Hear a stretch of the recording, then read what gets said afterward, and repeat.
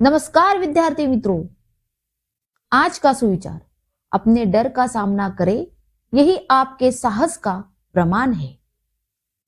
आज का टॉपिक है काल परिचय।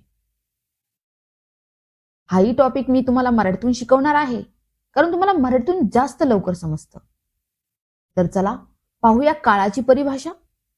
क्रिया के जिस रूप से कार्य होने के समय का बोध होता है उसे काल कहते हैं। जैसे कि उदाहरण देख सकते हैं आप, तनुजा स्कूल जाती है, तनुजा स्कूल गई, तनुजा स्कूल जाएगी। याही वाक्यात तुम्हाला काय समजलं? इन वाक्यों से एक ही क्रिया अलग अलग समय में होने का बोध होता है, अंततः तीनों शब्द काल है। यही प्रकार तुम्हाला काळामध्ये सांगितले। काल के तीन भेद होते हैं, वर्तमान काल, भूतकाल, भविष्यकाल, और उसके उपभेद भी होते हैं। वर्तमान काल के तीन, भूतकाल के तीन और भविष्य काल का एक। वर्तमान काल का पहला भेद है सामान्य, अपूर्ण, पूर्ण। भूतकाल का भी वही सामान्य, अपूर्ण, पूर्ण, और भविष्य काल का सामान्य भेद। बस कुल मिला के कितने भेद हुए? 7 भेद हो गए। तो इसमें से हम पहला देखेंगे वर्तमान काल। वर्तमान काल परिभाषा, जो क्रिया वर्तमान समय में होना सूचित करती है उसे वर्तमान काल कहते हैं। आता तुम्ही पाहिलंच असेल, ह्या परिभाषेतून तुम्हाला काही समजलं नाही की आपण काय करायचं। आणि आणखीन एक गोष्ट सांगते तुम्हाला सुरुवात करण्या अगोदर, की आपल्याला प्रश्न पडतात, ते प्रश्न असतात परिवर्तनचे। कसे असतात? परिवर्तनचे। म्हणजे कसं, तुम्हाला जर वर्तमान काळामध्ये वाक्य दिलं असेल तर ते वाक्य भविष्य काळात करा, किंवा भविष्य काळातलं वाक्य भूतकाळात करा, भूतकाळातल्या कोणत्याही भेदावर करा, किंवा वर्तमान काळातल्या कोणत्याही भेदावर करा। अशी वाक्य परीक्षेला असतात आणि त्यातूनच ते 2 मार्काला येतात आपल्याला। आणि नेमकं आपल्याला परिवर्तन जमत नसतं, म्हणूनच हे वाक्य नीट पाहिजेत, त्यांची क्लू नीट पाहिजेत आपल्याला, आणि व्यवस्थितपणे डोक्यात ती गोष्ट घ्यायची आहे। पहिला पाहणार आहोत वर्तमान काल। परिभाषा है, जो क्रिया वर्तमान समय में होना सूचित करती है उसे वर्तमान काल कहते हैं। वर्तमान काळाचा पहिला भेद सामान्य वर्तमान काल। सामान्य वर्तमान काल कैसे पहचाना जाए? सामान्य वर्तमान काल में क्रिया के अंत में ता है, ती है, ती है तथा ते है का प्रयोग होता है। म्हणजे काय मुलांना माहितीये का, की तुम्हाला आहे ना उदाहरण दिलेलं असेल। हे पहा उदाहरण, एक उदाहरण घेऊ आपण। दुख सुख तो सदा ही लगा रहता है। शेवटी क्रिया पहा आणि सूचना दिल्याप्रमाणे तिथेही पहा। सामान्य वर्तमान काल में क्रिया के अंत में, क्रिया कहा है यहाँ, लगा रहता है, रहता है, ता है। दूसरा उदाहरण देखिए आप, बड़े लोगों की बात भी बड़ी होती है, ती है। पर्यटक खुद ब खुद यहाँ खींचे चले आते हैं, ते है। दान पुण्य से पाप कटते हैं, ते है। जिथं जिथं तुम्हाला ता है, ती है, ती है, ते है हे लागलेलं दिसेल की ते सामान्य वर्तमान काल असतं, एवढं लक्षात ठेवा। आता आपण वर्तमान काळाच्या दुसऱ्या भेदाकडे जाऊया, अपूर्ण वर्तमान काळ। अपूर्ण वर्तमान काळ पाहत असताना, आपण सगळेच काळाचे भेद पाहत असताना लक्षात ठेवायचं, जिथे सूचना दिलेल्या आहेत मी त्या सूचना नीट पहा आणि त्या डोक्यात घ्या। अपूर्ण वर्तमान काळाची सूचना पाहूया आपण। अपूर्ण वर्तमान काल में क्रिया के साथ रहा है, रही है तथा रहे है का प्रयोग होता है। सूचनेवरून तुम्हाला कळालं असेल, वाक्याकडे गेल्यानंतर पहा, त्या वाक्यामध्ये एकतर रहा है, रही है, रहे है हाच शब्द आला पाहिजे, म्हणजे तो काय झाला? अपूर्ण वर्तमान काळ झाला। आज श्रमिक भी कर्तव्य परायण नहीं हो रहा है, नहीं हो रहा है। बघा इथं काय आलं? रहा है। दुसरं पहा, माँ बेटे को बुला रही है। इथं स्त्रीलिंग आणि पुल्लिंग नुसार रहे, रही, रहा हे बदलता, लक्षात ठेवा। आणि त्याच्या पुढे काय लागलं जातं? है काय आहे? वर्तमान काळी क्रियापद आहे, म्हणून है लागलं गेलं तिथं। रहा, रही, रहे, आणि त्याच्या पुढे काय? है हा शब्द प्रयोग होतो, तो म्हणजे काय झाला? अपूर्ण वर्तमान काळ झाला। जीवन निर्वाह के लिए अनेक व्यवसाय चल रहे हैं, भगवान खुद दिलचस्पी ले रहे हैं। याच्यामध्ये काय आलं मुलांनो? काय आलं सांगा? रहे है, रही है हा शब्द प्रयोग झाला रे झाला की समजायचं तो अपूर्ण वर्तमान काल आहे। तिसरा भेद पाहणार आहोत आपण पूर्ण वर्तमान काळ. पूर्ण वर्तमान काळाची परिभाषा तिथे दिलेली आहे पहा. जिस वाक्य द्वारा आज होने वाली क्रिया के पूर्ण होने का बोध होता है उसे पूर्ण वर्तमान काल कहते हैं. मुलांनो याचाही क्ल्यू पाहून घ्या. सूचना पहा बरं. पूर्ण वर्तमान काल में मुख्य क्रिया के अंत में आ, है, ई है तथा ए है का प्रयोग होता है. जैसे देखिए, गाय ने दूध देना बंद कर दिया. दिया मतलब क्या? आ आया उसमें. क्या आया?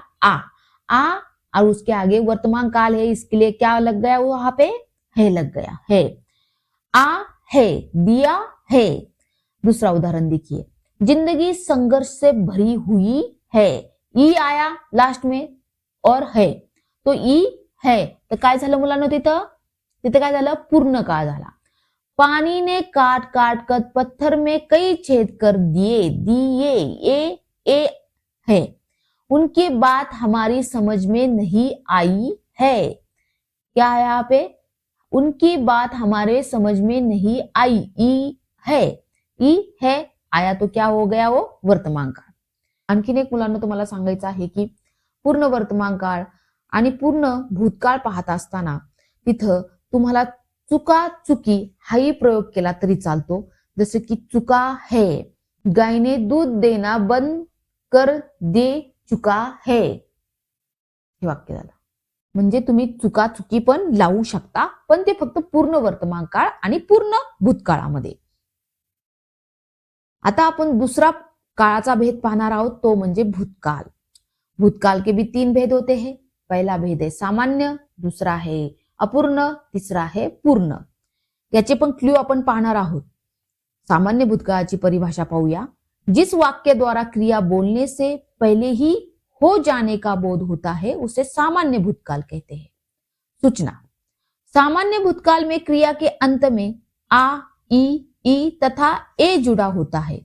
यहां देखो, ये भूतकाल है. भूतकाल का आपको क्या रखना, याद रखना है?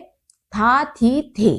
सामान्य भूतकाल में क्रिया के अंत में आ, ई तथा ए जुड़ा होता है. लक्षात येते का? हा भूतकाळ आहे, पण शेवटी था, थी, थे आलंय का? नाही आलं. फक्त एवढंच लक्षात ठेवायचं की ही क्रिया कशी पहा. आ, ई, ए. काय जोडायचंय तुम्हाला? आ, ई, ए हे जोडायचंय. मग हे जोडल्यानंतर बघा कसं वाक्य तयार होतं. मंजली भाभी का मुंह लटक गया. या मतलब आ.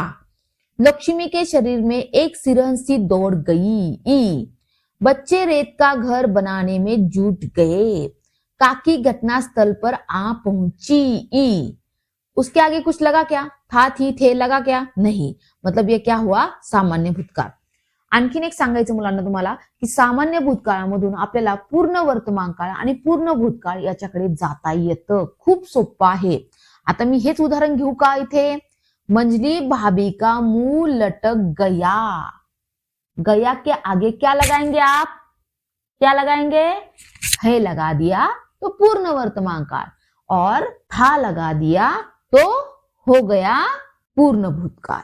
आगे अपूर्ण भूतकाल. परिभाषा देखेंगे. क्रिया के जिस रूप से यह सूचित होता है कि क्रिया बीते हुए समय में पूरी नहीं हुई अपितु जारी है, उसे अपूर्ण भूतकाल कहते हैं. सूचना देखेंगे. अपूर्ण भूतकाल की क्रिया के साथ रहा था, रही थी, रहे थे का प्रयोग होता है. आता तुम्हाला माहितच पडलं असेल, आपण अपूर्ण वर्तमान काळामध्ये पण हीच गोष्ट पाहिली होती. रहा, रही, रहे. इथं पण तेच पाहतोय, रहा, रही, रहे. पण फरक काय? तिथं है वापरला होता आणि इथं काय वापरतोय? था, थी, थे. काय वापरतोय? था, थी, थे. एवढं तुमच्या लक्षात आलं असेल. म्हणजे सेम टू सेम घटना घडतायत त्या सगळ्या. कशा बघा? अपूर्ण भूतकाळ, अपूर्ण वर्तमान काळ. अपूर्ण वर्तमान काळ आणि अपूर्ण भूतकाळामध्ये रहा, रही, रहे हे वापरलं होतं. पण अपूर्ण वर्तमान काळ आला की काय वापरायचं? है वापरायचं. आणि अपूर्ण भूतकाळ आला की काय वापरायचं? था, थी, थे. एवढं लक्षात ठेवा. हा लय महत्वाचा पॉइंट आहे. प्यास से, आता उदाहरण पाहूया आपण. प्यास से स्वयं कंठ सुख रहा था. सामने से एक कार आ रही थी. कविता सुनकर वे मुझे देख रहे थे। उस समय क्रांतिकारी आंदोलन भी हो रहे थे। आता मी हेच तुम्हाला अपूर्ण वर्तमान काळामध्ये करून दाखवू का? बघा, प्यासे स्वयं कंठ सुख रहा था, हे वाक्य आहे ना. मग रहाच्या पुढे मी हय लावलं तर काय वाक्य होईल रे? अपूर्ण वर्तमान काळ वाक्य होईल. प्यासे स्वयं कंठ सुख रहा है. किती सोपं आहे पाहिलं? सेम. आता पुढे चालूया. पूर्ण भूतकाळ. पूर्ण भूतकाळाची परिभाषा पाहूया. क्रिया के जिस रूप से यह सूचित होता है कि भूतकाल की क्रिया को समाप्त हुए बहुत समय बीत चुका है, अतः उन्हें पूर्ण भूतकाल कहते हैं। पूर्ण भूतकाल में क्रिया के अंत में, जैसे कि हमने देखा था ऊपर ही, पूर्ण वर्तमान काळामध्ये काय पाहिलं होतं? कोणती सूचना पाहिली होती? आ, ई, ई, ए. पण तिथं काय लावलं होतं आपण? हे लावला होता. आणि आता इथं काय लावणार? था, थी, थे. कारण हा काय आहे? भूतकाळ. आणि भूतकाळ लक्षात ठेवायचं, था, थी, थेने ओळखला जातो आणि वर्तमान काळ हा हेने ओळखला जातो. तर पूर्ण भूतकाल में क्रिया के अंत में आ, था, ई थी तथा ए थे का प्रयोग होता है। सिरचन ने मुस्कुराकर जवाब दिया था, आ था। मेहमान मंडली अभी बैठी हुई थी, ई थी। रात काफी निकल चुकी ई थी। घर बन चुका था। मग अशी मी तुम्हाला सांगितलं ना, शेवटी तुम्ही चुकी जरी लावलं तरी तुमचं उत्तर बरोबर येईल. पण ते कशात? पूर्ण वर्तमान काळ किंवा पूर्ण भूतकाळामध्ये. आता आपण शेवटचा भेद पाहणार आहोत, भविष्यकाल. भविष्यकाळामध्ये एकच भेद पाहायचा आहे, उपभेद पाहायचा आहे आपल्याला, तो म्हणजे सामान्य. परिभाषा पाहूया चला. पहिली भविष्यकाळाची. क्रिया का वह रूप जिससे आने वाले समय में अर्थात भविष्य में होना सूचित होता है उसे भविष्यकाल कहते हैं। सामान्य भविष्यकाल. परिभाषा, क्रिया के जिस रूप से आने वाले समय में उसका होना सूचित होता है उसे सामान्य भविष्यकाल कहते हैं. आता सामान्य भविष्यकाळाचे उदाहरण पाहूया, त्याच्या अगोदर सूचना पाहूया. सामान्य भविष्यकाल की क्रिया के अंत में एगा, यगी, यंगी, यंगे का प्रयोग होता है. परत एकदा वाचते मी सूचना. सामान्य भविष्यकाल की क्रिया के अंत में एगा, यगी, यंगी, यंगे का प्रयोग होता है. आता तुम्ही म्हणाल हे प्रयोग कसे होतील? बघा, उदाहरण पाहूया. मैं आज रात का खाना नहीं खाऊंगा, उंगा. हे पण लक्षात ठेवा, उंगा पण येतं. जसं एगा, यगी, एंगे, यंगी असं येतं, तसं उंगा, उंगी ते पण येतं. मैं आज रात का खाना नहीं खाऊंगा, उंगा. देश में आर्थिक क्रांति होने में देर नहीं लगेगी, एगी. हमदर्दी जताने वाले लोग जरूर आएंगे, सदा ऐसे दिन थोडी ही रहेंगे, येंगे. म्हणजे तुम्हाला कळलं असेल इथं काय लावायचं? यगा, यगी, यंगी, यंगे असे शब्द प्रयोग केल्यानंतर तुमच्या लक्षात येईल की हा सामान्य भविष्यकाळ करायचा आहे किंवा हा झालेला आहे आपल्याकडून. तर अशा प्रकारे आपण काळाचे भेद पाहिले.